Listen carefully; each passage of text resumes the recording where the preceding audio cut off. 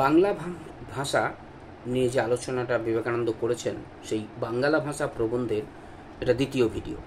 এটা দ্বিতীয় যে প্যারাগ্রাফটা আছে সেখান থেকে আমরা শুরু করব। এই জায়গাটায় তিনি ব্যবহারিক বাংলার রূপটা কেমন হওয়া উচিত সেই বিষয়টা নিয়ে আলোচনা করছেন। টেক্সটটা শুরু করছেন, যদি বলো ও কথা বেশ, বাংলাদেশের স্থানের রকমারি ভাষা।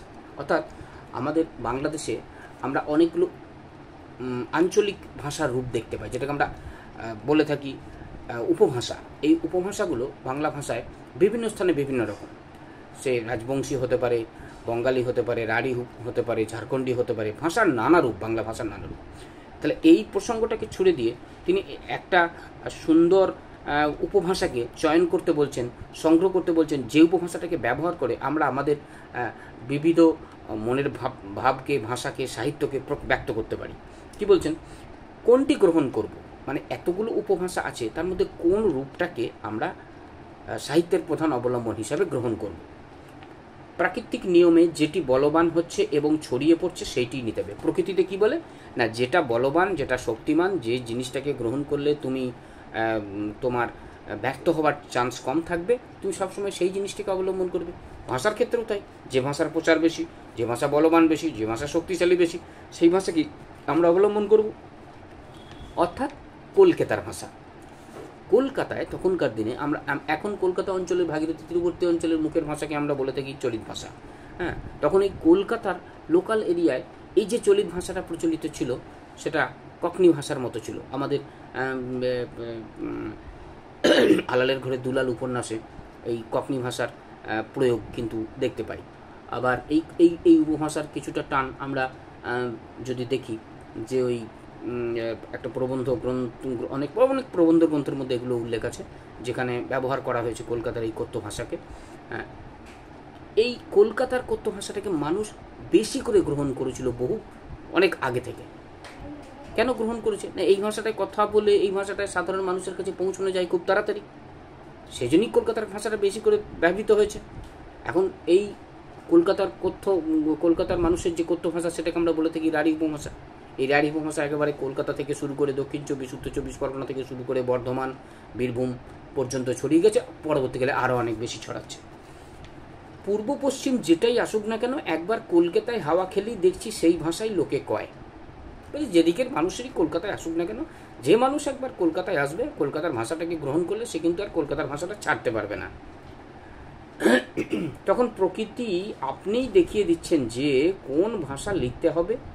যত রেল এবং গতাগতির সুবিধা হবে, রেল ব্যবস্থা এবং যাতায়াত ব্যবস্থা যত সহজ হবে, তত মানুষ কি এদিক থেকে ওদিকে যাবে, ওদিক থেকে এদিকে আসবে, তত পূর্ব পশ্চিমে ভেদ উঠে যাবে। পূর্ব পশ্চিমের যে ভেদ, যে পার্থক্য মানুষে মানুষে, সেই ভেদটা উঠে যাবে। কারণ বিভিন্ন দিকের মানুষ নিজেদের প্রয়োজনীয় সুবিধার্থে যাতায়াত করবে। এবং চট্টগ্রাম হইতে বৈদ্যনাথ পর্যন্ত, চট্টগ্রাম বাংলাদেশের, বৈদ্যনাথ ধাম আমাদের দেশের বৈদ্যনাথ ধাম পর্যন্ত ওই কলকাতার ভাষাই চলবে। মানে একটা বিস্তৃত অংশ জুড়ে এই কলকাতার ভাষাটাকে মানুষ অবলম্বন করবে। কোন জেলায় ভাষা সংস্কৃতের বেশি নিকট সে কথা হচ্ছে না, কোন ভাষা জিতছে সেইটা দেখো।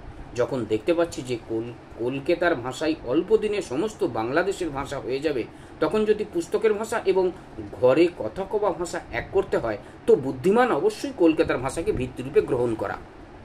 তুমি যখন দেখছো যে কলকাতার ভাষাটাকে সর্বস্থানে ব্যবহার করা হচ্ছে, বহু সংখ্যক মানুষ কলকাতার ভাষাটাকে গ্রহণ করছে এবং ক্রমশ এই ভাষার বিস্তার লাভ করছে, তখন আমাকে বহু সংখ্যক মানুষের কাছে পৌঁছাতে গেলে বাংলা ভাষার মাধ্যমে যে ভাষাটাকে অবলম্বন করতে হবে, সেটা অবশ্যই কলকাতার ভাষা।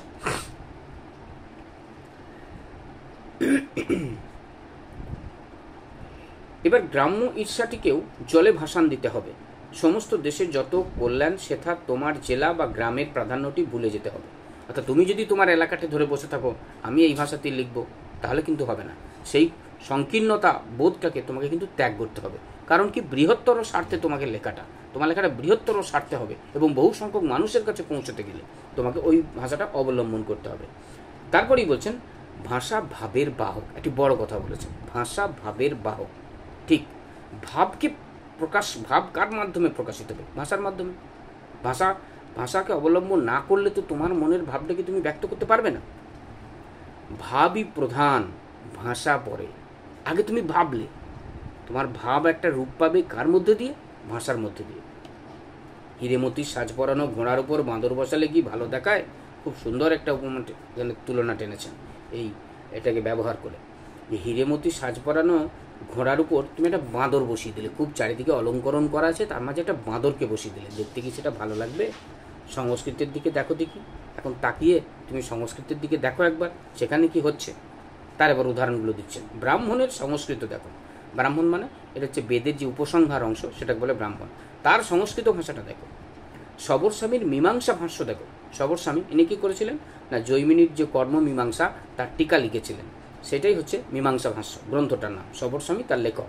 পতঞ্জলির মহাভাষ্য, পতঞ্জলির যে মহাভাষ্য, তিনি কি করেছিলেন পতঞ্জলি না, যে পাণিনির অষ্টাধ্যায়ী নামে যে বিখ্যাত ব্যাকরণ বইটা আছে, সেই ব্যাকরণের টিকাটাকে রচনা করেছিলেন এই পতঞ্জলি, সেই জন্যই বলা হচ্ছে পতঞ্জলির মহাভাষ্য। আর কি শেষ আচার্য শঙ্করের ভাষ্য দেখো। আচার্য শঙ্কর কি করেছিলেন না, তিনি বেদান্ত দর্শনের ভাষ্যকার আচার্য শঙ্কর। আর অর্বাচীনকালের সংস্কৃত দেখো, আর এখনকার সংস্কৃত, এই সবগুলোর দিকে তুমি তাকাও, তাহলেই তুমি পার্থক্যটা বুঝতে পারবে। এখনই বুঝতে পারবে যে যখন মানুষ বেঁচে থাকে তখন জ্যান্ত কথা কয়, ঠিক? মানুষ যতদিন বেঁচে থাকে তখন তার মানুষের যে ভাষাটা কথা বলে সেটা জ্যান্ত ভাষা। মরে গেলে মরা ভাষা কয়। কি মানুষ মরে যায়? এটা খুব সুন্দর একটা লঘু কৌতুকের স্বরে তিনি কিন্তু বুঝিয়ে দিয়েছেন। মানে একটা মৃতপ্রায় ভাষাকে অবলম্বন করবে না তুমি একটা সচল সজীব ভাষাকে অবলম্বন করবে, সেই পার্থক্যটা বোঝাচ্ছেন এইভাবে। যত মরণ নিকট হয়, নতুন চিন্তাশক্তির যত ক্ষয় হয়, ততই দু একটা পচা ভাব রাশি কিন্তু ফুলচন্দন দিয়ে চাপাবার চেষ্টা হয়। মানে বলছেন যে মরণ যত কাছে আসে, যত নতুন চিন্তাশক্তি তুমি আর করতে পারো না, ততই কি হয়, আমরা দু একটা দুর্গন্ধকে, পচা দুর্গন্ধকে দূর করার জন্য ফুল চন্দন তার উপরে চাপিয়ে চাপিয়ে সেই পচা দুর্গন্ধটাকে ঢাকা দিই। বাপরে, সে কি ধূম! 10 পাতা লম্বা লম্বা বিশেষণ, যেটা সংস্কৃত ভাষায় আছে, যে পরপর পরপর বিশেষণের ব্যবহার একসময় ছিল বাংলা ভাষাতেও। এইরকম তৎসম শব্দযুক্ত বহু বিশেষণকে ব্যবহার করা হতো কবি লেখকদের নামের আগে, কোনো ভাষার ভাষার লেখার ক্ষেত্রেও এগুলো চালু ছিল। 10 পাতা লম্বা লম্বা বিশেষণের পর দুম করে রাজা আসিত, মানে রাজা ছিলেন, অনেক বড় একটা বড়া হলো। রাজার আগে বিশেষণগুলো এত মারলো যে মারতে মারতে রাজার শেষে যখন সংক্ষিপ্তটুকু শেষ হচ্ছে তখন রাজা আসিত, রাজা ছিলেন। রাজার আগে কত বিশেষণ দেওয়া হলো, বড় বড় লম্বা লম্বা বিশেষণ। সেটাই বলছেন যে শেষ অংশটুকু এটুকুই আসল, তার আগে যে বিশেষণটুকু ব্যবহার করলে সেগুলো কিছুই না। আহা, কি পাঁচোয়া বিশেষণ, কি বাহাদুর সমাস, উসলেট, এগুলো সব ভাষায় ব্যবহার করা হয়। সমাস ব্যবহার করি আমরা, সন্ধি সমাস, এগুলোকে ব্যবহার করা হয়। আবার আমরা দেখেছি যে অলঙ্কার ব্যবহার করা হয়, শ্লেষ, যমক, উপমা, এই সমস্ত অলঙ্কার ব্যবহার করে আমরা ভাষাকে সৌন্দর্যময় করে তুলি। ওসব মরার লক্ষণ, মানে এই ব্যবহার করে তুমি ভাষাটাকে যদি তুমি কৃত্রিম করে তোলো, তখনই বলছেন সেই ভাষা হবে মরার লক্ষণ।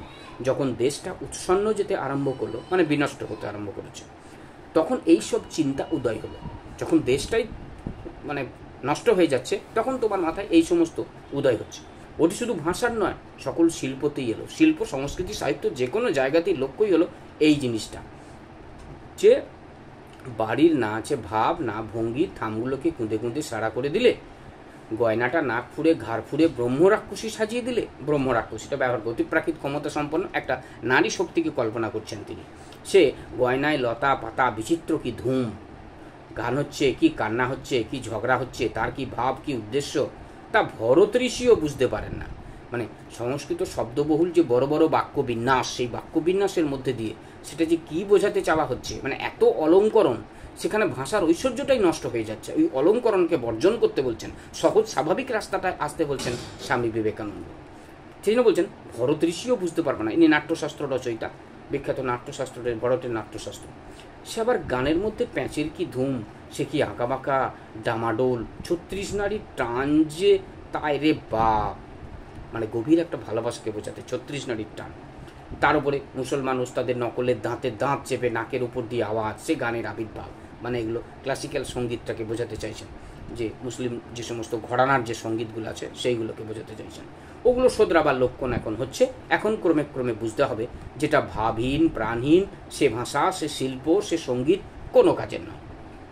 অর্থাৎ প্রাণহীন, ভাবহীন কোনো ভাষা, শিল্প, সঙ্গীত যাই হোক না কেন, সেটা সে সঙ্গীত, ভাষা, শিল্প কোনো কাজে আসে না। এখন বুঝবে যে জাতীয় জীবনে যেমন যেমন বল আসবে, মানে ক্ষমতা, জাতীয় জীবনে যেমন যেমন ক্ষমতা আসবে, সময় আসবে, সুযোগ আসবে, তেমন ভাষা, শিল্প, সঙ্গীত প্রভৃতি আপনা আপনি ভাবময় প্রাণপূর্ণ হয়ে দাঁড়াবে। জাতীয় জীবনে যেমন বল আসবে, ঠিক সেই রকমভাবেই ভাষাও নতুন প্রাণ প্রাচুর্যকে সমৃদ্ধ করে দাঁড়াবে। দুটো চলিত কথায় যে ভাবরাশি আসবে তা 2000 চাঁদি বিশেষণেও নাই। দুটো চলিত ভাষায় কত ভালো ভাবকে তুমি ব্যক্ত করতে পারবে, সেটা 200টা যদি বিশেষণকে ব্যবহার করো, এরকম অপ্রাকৃত বিশেষণকে, তাহলে তার মধ্যে দিয়েও কিন্তু ভাব নাও আসতে পারে। তখন দেবতার মূর্তি দেখলেই ভক্তি হবে, গহনা পরা মেয়ে মাত্রই দেবী বলে বোধ হবে, আর বাড়ি ঘর দোর সব প্রাণ স্পন্দনে ডগমগ করবে। সহজ ভাষায় সহজ রূপকে প্রকাশ করলে তার যে আনন্দ, তার যে স্ফূর্তি, সেটা অন্য কোনোভাবে কিন্তু লাভ করা যায় না। বাংলা চলিত ভাষার মধ্যে এই ভাবটা আছে।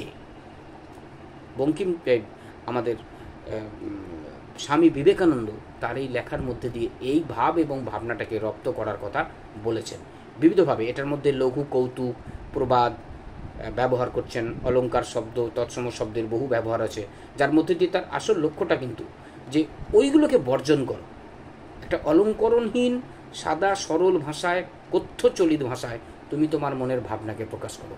তার থেকে বড় সুন্দর শিল্প আর কিছু হতে পারে না।